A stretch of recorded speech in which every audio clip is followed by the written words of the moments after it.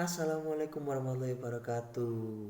Berjumpa lagi dengan saya Ivan Rahmat Alfarezi, NIM 171910301099 dari Fakultas Teknik Universitas Jember.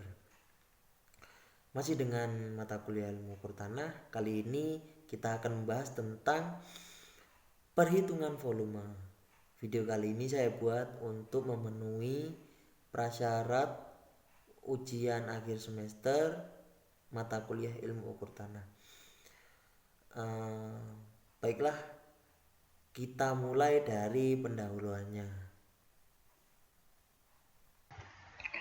Oke, dalam pembahasan kali ini saya akan menjelaskan tentang apa itu volume. Volume sendiri merupakan perhitungan seberapa banyak ruang yang bisa ditempati dari suatu objek. Nah, objek ini bisa berupa objek yang beraturan seperti layaknya kubus, balok, kerucut, silinder, dan sebagainya, maupun objek yang tidak beraturan seperti nampak di layar kaca. Itu terdapat galian yang tidak beraturan. Nah, volume sendiri dalam teknik sipil itu berperan sangat penting, atau bisa disebut juga sebagai dasar yang harus dimiliki oleh seorang engineer. Volume sendiri itu dalam pemanfaatannya tidak hanya dalam ruang untuk galian timbunan, tapi banyak ilmu-ilmu dalam teknik sipil lainnya yang masih berhubungan tentang volume, seperti menghitung volume dari suatu pekerjaan dalam suatu proyek.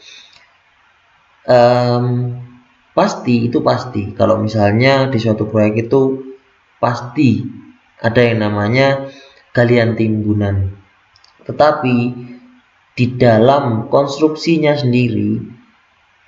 bangunan sendiri terdapat perhitungan volume juga, seperti menghitung volume beton untuk pengecoran kolom, balok, plat. Itu juga masih menggunakan prinsip yang mungkin hampir sama dengan prinsip perhitungan volume dalam ilmu ukur tanah ini. Oleh sebab itu, kenapa saya katakan sebagai dasar? Karena setiap pekerjaan dalam dinamika teknik sipil ini perlu perhitungan secara detail untuk mengetahui kebutuhan yang efisien dari pekerjaan konstruksi tersebut. Untuk itu kita akan membahas lebih lanjut bagaimana sih perhitungan volume dalam ilmu ukur tanah ini. Nah, metode perhitungan volume ini dalam ilmu ukur tanah terdapat 3. Yang pertama, metode penampang melintang. Kedua, metode garis kontur. Yang ketiga, metode titik tinggi. Yang pertama, metode penampang melintang. Volume total terbagi menjadi beberapa seri dari padatan area dengan potongan melintang. Maksudnya gimana?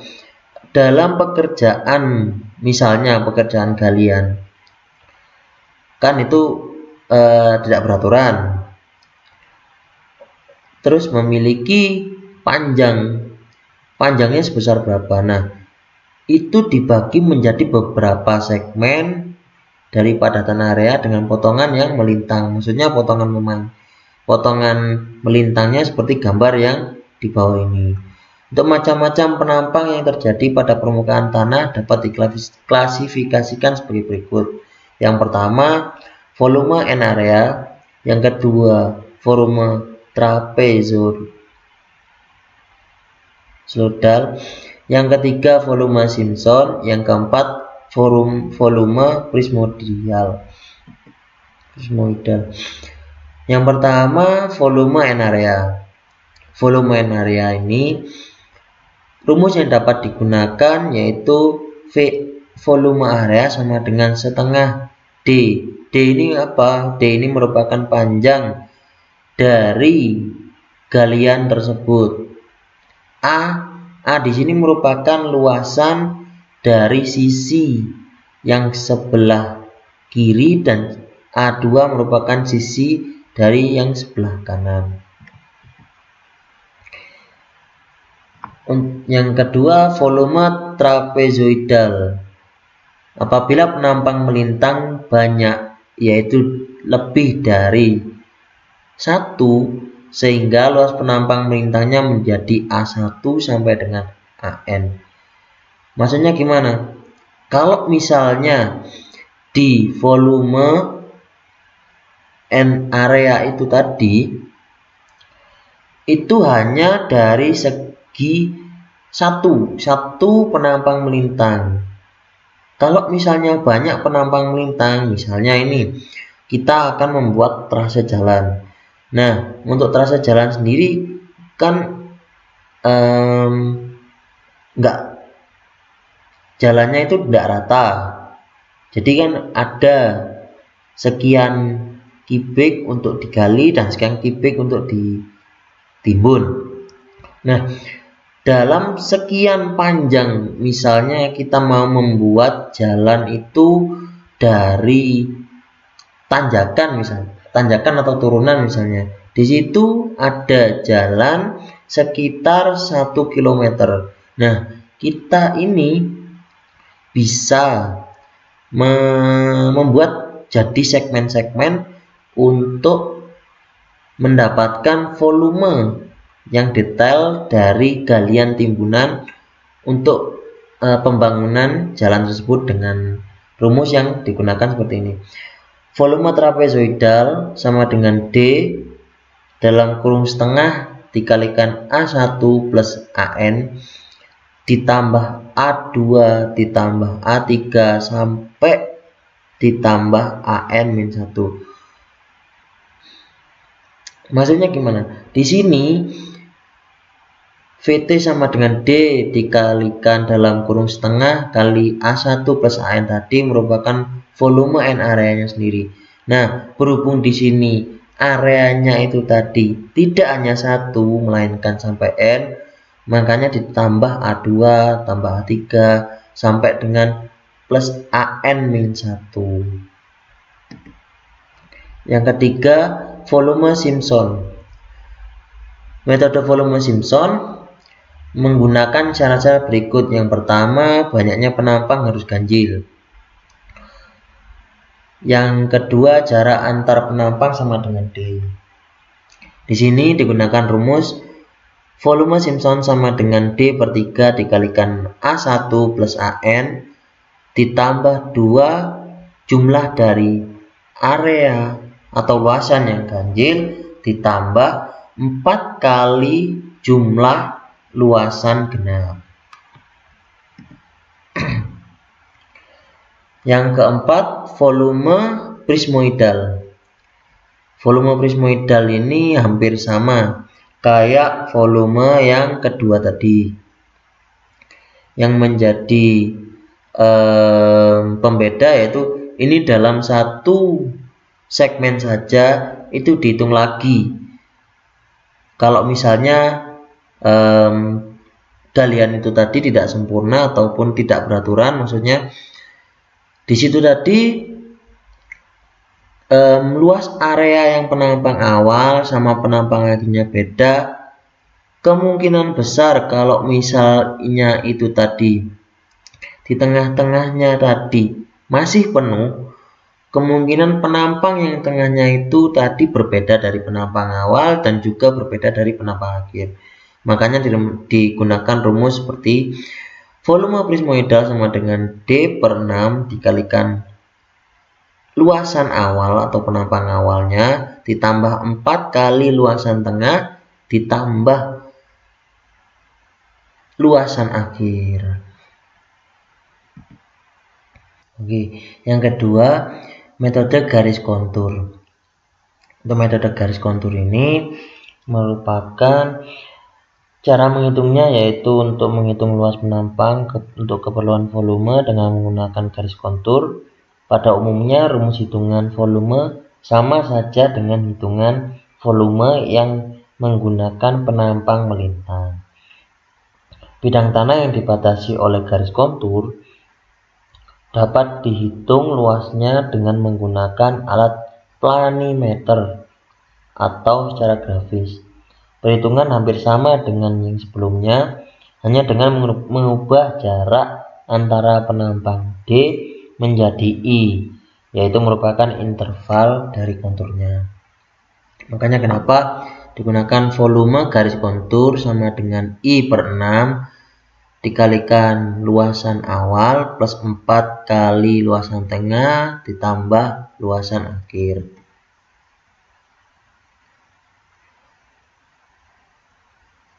Sama saja. Ini untuk maksudnya garis konturnya dilihat dari atas. Untuk metode titik tinggi. Metode titik tinggi menggunakan tinggi. Disebut juga metode Borrow-Pitt. Menghitung volume dengan Borrow-Pitt dari suatu daerah harus dilakukan dengan pengukuran tinggi pada titik-titik yang letaknya teratur, yaitu berbentuk kisi-kisi dengan jarak tertentu. Daerah yang dibatasi oleh titik 1, 2, 3, 4, 5, 6, 7, 8, dan kembali ke 1 dengan jarak antar titik A meter. Titik-titik tersebut diukur tingginya, misalnya disebut T1, T2, T3, T4, T5, T6, T7, dan T8. Apabila daerah tersebut akan digali pada ketinggian TG, nah didapatkan rumus yaitu volume sama dengan luasan dikalikan 1 dikalikan jumlah H1 ditambah 2 kalikan jumlah H2 ditambah 3 kalikan jumlah H3 ditambah 4 kalikan jumlah H4.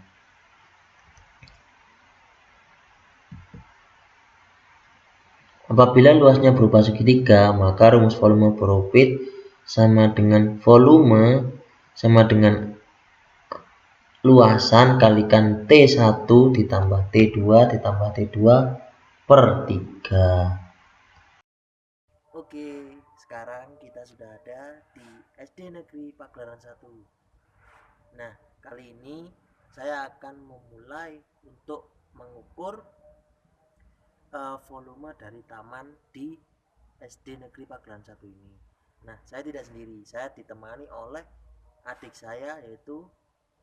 Perkenalkan, nama saya Bella Devani. Nah, Bella ini akan membantu saya untuk mencatat hasil dari pengukuran yang dilakukan oleh kami berdua. Nah, untuk case study-nya sendiri, saya kenapa memilih SD Negeri Pagelaran 1 tuh? Pagelaran 1. Nah, soalnya tempat ini dekat dengan rumah saya. Yang kedua, SD ini memiliki banyak taman-taman yang berbentuk mungkin simetris lah. Nah, untuk itu saya berniat untuk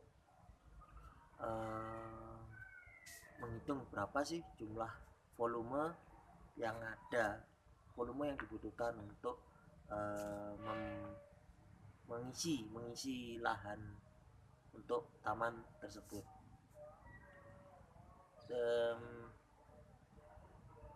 Saya kenapa kok mengambil yang simetris, karena dalam perhitungannya mungkin lebih mudah ya. Yang kedua mungkin lebih hasilnya mungkin lebih akurat. Itu sih menurut saya. Oke. Oke, kali ini kita sudah berada di SDN Negeri 1 Pagelaran.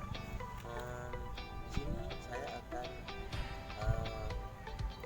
mengukur seberapa besar volume taman yang ada di SD Pagelaran 1 ini. Untuk yang pertama-tama alat yang dibutuhkan meteran, yang kedua ballpoint, yang ketiga buku catatan untuk mencatat hasil dari panjang maupun lebar dari taman.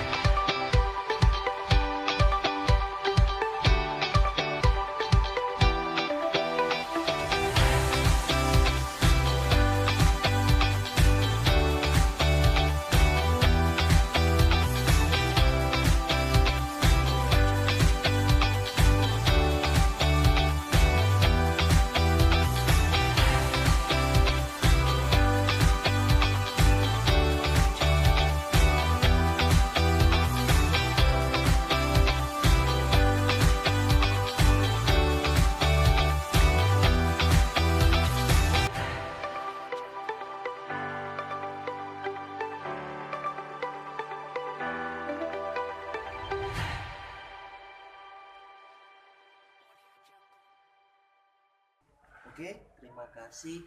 Itulah tadi proses pengukuran yang kita lakukan.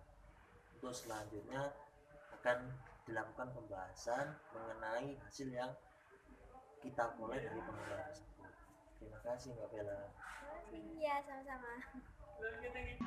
Oke, setelah kita melakukan pengukuran tadi, saya mengolah datanya dengan bantuan software AutoCAD. Ini merupakan data hasil dari pengukurannya. Di dalam data ini terdapat panjang dan juga sudut dari pot taman tersebut. Di sini tidak saya cantumkan ya tinggi pot tanamannya, soalnya ini masih dalam bentuk 2 dimensi. Di sini tinggi pot tanamannya sebesar 20 cm. Nah, kenapa kok kecil? Karena saya mengukurnya dari lantai di lapangan yang berupa pasangan paving. Oke, nah ini sudah dalam bentuk 3D-nya. Di sini saya masih menggunakan AutoCAD 3D-nya. Didapatkan segi beraturan A, B, C, D, E, F, dan juga A aksen, B aksen, C aksen, D aksen, E aksen, dan F aksen. Panjang AB sama dengan panjang A aksen, B aksen, sama dengan panjang E, F, sama dengan panjang E aksen, F aksen, yang memiliki panjang sebesar 4,3 meter. Panjang BC sama dengan B aksen, C aksen sama dengan DE sama dengan D aksen, E aksen, yang memiliki panjang sebesar 1,28 meter. CD sama dengan C aksen, D aksen sama dengan 1,9 meter. FA sama dengan F aksen, A aksen, yang memiliki panjang sebesar 4 meter. Kemudian kita masuk dalam perhitungannya ya. Di sini saya menggunakan rumus N area. Kenapa? Karena rumus N area ini lebih mudah dipahami dan juga banyak diterapkan serta simple. Di sini rumus N area-nya kita dapatkan dari teori yang sudah kita bahas tadi. VA sama dengan setengah kalikan D dikalikan A1 tambah A2. D di sini saya memakai yang tinggi dari pot taman tersebut. Kita pertama-tama menghitung luas area satunya. Luas area 1 yaitu luas area yang di sini A, B, C, D, E, F. Di sini kan saya membagi menjadi dua bagian, yaitu luas persegi dan luas trapesium. Luas perseginya AB dikalikan AF ditambah setengah kalikan BE tambah CD dikalikan tingginya. Nah, ini tadi sudah saya hitung bahwa tinggi dari trapesiumnya itu sebesar 0,926 meter. Didapatkan luas area pertama sebesar 19,9317 meter kubik. Karena bentuk yang simetris, maka A1 sama dengan A2. Jadi volume dari pot taman tersebut adalah setengah dikalikan A aksen, yaitu tinggi dari pot itu, dikalikan A1 tambah A2 sama dengan setengah kalikan 0,2 karena tadi 20 cm dikalikan penjumlahan dari luas area 1 tambah luas area 2 sebesar 39,8634 meter. Nah, jadi di sini volume dari perhitungan ini sebesar 3,98634 meter kubik. Oke, kesimpulannya pada pertemuan kali ini, volume dari pot tanaman di halaman SD Pagelaran 1 memiliki volume sebesar 3,98634 meter kubik. Pengukuran volume tidak hanya dari sektor galian timbunan saja, tetapi masih banyak perhitungan-perhitungan volume lainnya yang masih perlu dikuasai lebih lanjut oleh para engineer. Sekian dari saya. Wassalamualaikum warahmatullahi wabarakatuh. Sampai jumpa.